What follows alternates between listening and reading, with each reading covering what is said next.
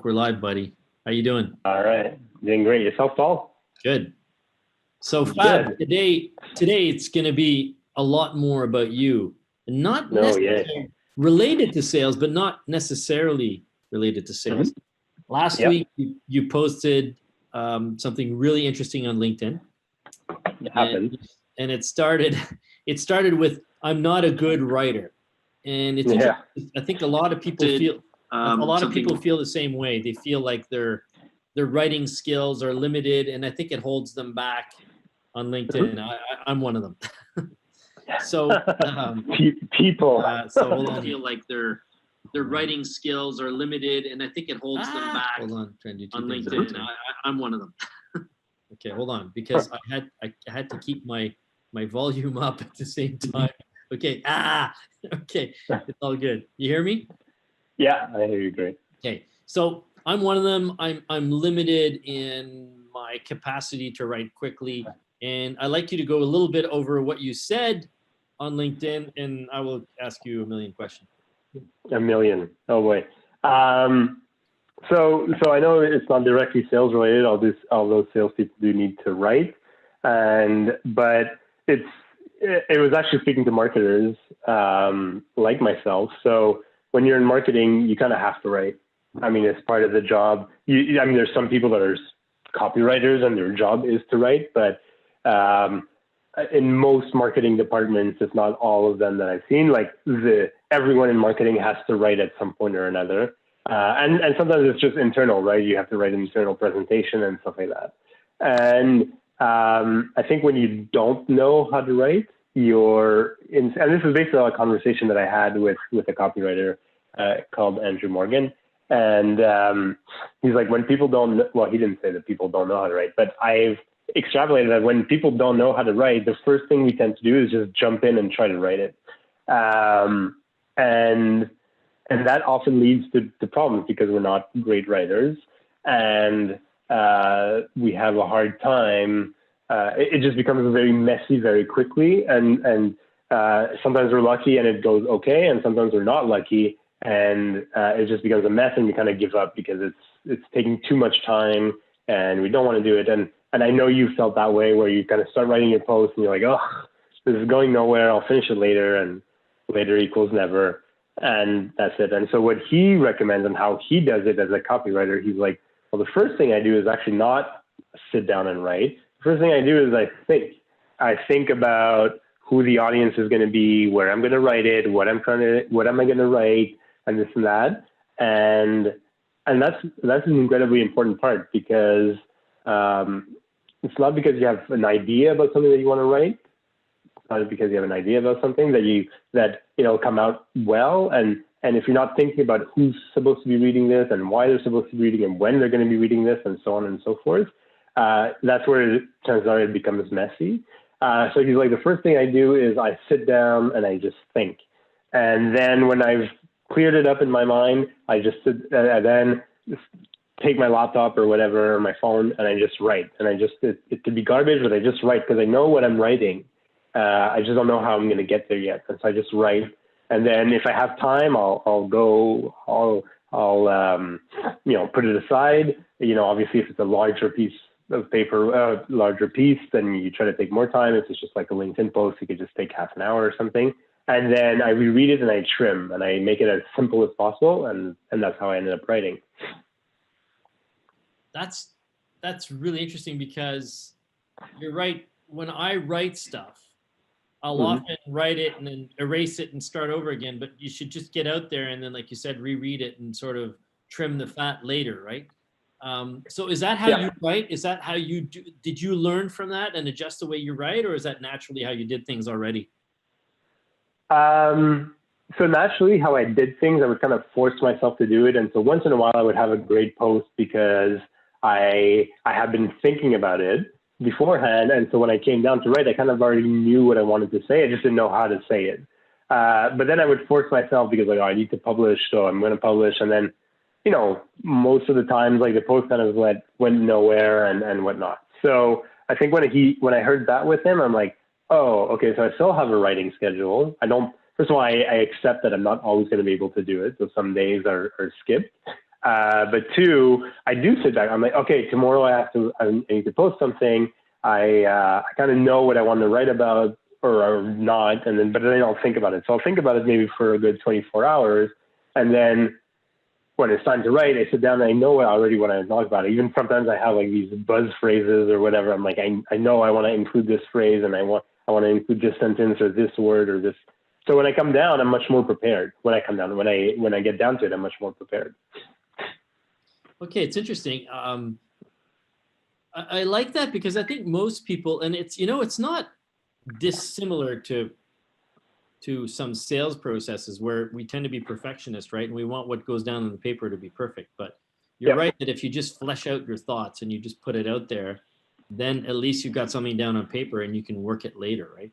Or at least it shoots an idea at you that goes in a certain. I mean, I wouldn't recommend the process for a legal document. Like some documents need to be very thorough and stuff like that. But I mean, it's even something I've started doing for my proposals where I just think about and I research and then I reformulate, and I find like my proposals have been doing a lot better since I've adapted that process. So it doesn't even need to be like a LinkedIn post or a tweet or a Facebook thing or whatnot. It could even be an email that a salesperson has to write. And I think a lot of times, like you send an email, okay, we just shoot out something quick, like tomorrow at 3:30, and we don't really think about it. And I get it's a 3-line email, like you don't need to spend 6 days thinking about it. But I think sometimes it's good to take a step back and think, well, what am I trying to say about this thing? And again, it's some emails are the equivalent of a post, right? They're very short and very sweet, but sometimes I think we're too quick on things and we go beside the track, we're misunderstood, we're not understood and stuff like that. And I know there's a whole thing about whether people should be able to write or not. And that's another question, because I'm saying like, this is something people that don't know how to write should do as well. Just take a step back, think about it. Again, a 3-line email, you don't need to think about it for 6 days, but instead of just going in and write next, it's, unless it's like a templated type of thing that you kind of do regularly, I think the more you're right too, correct me if I'm wrong, but the more you're right, the better you'll get at practicing writing, and you'll sort of find out your style, right? You'll find out how things come out for you. Also, exactly. You're right. You're completely right. And that's what happens, right? The more we write, the better we get at it. And so, or the more we do anything, right? Even the more cold calls we do, the better we get at it, right? So it is a practice thing. But I think people get intimidated up front, which is like, I don't know how to write. And then there's like these other issues that people have, right? People are going to judge me, people are going to this, and people are going to that. And so that just stifles them. And I think taking that process, like taking some time to think before just blowing everything out and then just editing, might sound like it's longer, but the reality is a good writer does take time to write. That's why they're good writers. You know what I mean? Like, I think when you're not a good writer, like you and me, we tend to sometimes think like, oh, it's a LinkedIn post, like, if it's taking more than 10 minutes, it's not worth it. But, like if you need to write something, like a good writer takes their time, right? And again, if they're writing a tweet, like they're not going to take 16 hours to do it, but they still take their time. But yeah, and I guess I relate that to perfectionism in sales, right? So if you're trying to be perfectionist and get that perfect sales pitch out there, you'll never talk to anyone. Whereas if you just let yourself talk to people, eventually it'll perfect itself and you'll be able to have more conversations. Yeah, and it's exactly like when we were doing, a few months ago, all these like cold calling exercises, and that's what it is, right? The more I did it, the more comfortable I was. And then during COVID, I had less success with cold calls, so I kind of stopped doing them.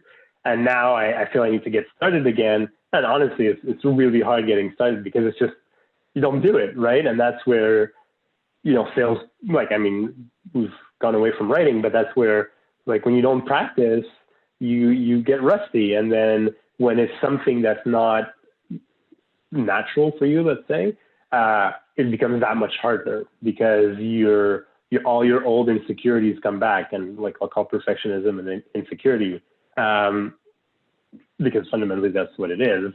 And it all comes back to you, right? Well, okay, I'm going to get rejected. I'm going to, whatever it is that's bugging you comes back, and you need to it's almost like I have to relearn how to ride a bike. Yeah, yeah, you're right. It is like learning to relearn how to ride a bike. It's exactly what it is. Although you always kind of remember, so you might be wobbly, but you'll get back on. It'll be okay. No, that's interesting. Right. Thanks, Fab. This was very helpful because I think I relate to this personally, and I think a lot of people do, and a lot of people are not as prolific because they haven't taken the chance to understand their own writing styles, and they don't give themselves a chance to put their thoughts out there, and they're maybe expecting too much. And those that get their stride and figure it out are the ones that are doing most of the posting, right? They take the time to figure it out, and they just got there, and it all makes sense, right? So. Yeah, and so for some people, listen, they're better writers, and so for them, it's not as intimidating to go out and write something. But I think we're in a world where content wins, and I think and we could debate the value of like doing this stuff versus like just getting on the phone with somebody or whatever. But it is part of what our reality to some extent. And it is important to put yourself or anybody to put themselves out there. But that's it. But at the same time, and what I wanted to say, it's a bit like, in sports, and I know it's also not only in the sports environment, but we talk a lot about visualization and visualizing every aspect of the game and how the passes that you're going to do and the goals that you're going to score and the things like that. And there's like footage of athletes that are like, I remember vividly like a footage of an ex-Montreal Canadian, like he was sitting on the bench before the game and he was like, his eyes closed and his stick was moving and he was like visualizing the game. And after that specific clip, like he had actually a great game. And so it's kind of the same way of like sitting and thinking about it. That's how I kind of equate it, right? You're sitting there and you're kind of visualizing what you're going to write. And the same thing could work for a cold call or a difficult conversation with a manager or whatnot. Because if you sit there and you visualize before, you have much more success than if you just like get down there and shoot from the hip. True, absolutely. I totally agree with you. Oh, that's great. So look, I mean, I it's I think it's a great subject, and I'm happy we treated this because I think a lot of people have this issue. So I think this will be a really good one for our blog, our sort of blog, our vlog, our podcast, our vlog in our podcast. Thanks, buddy. Thank you.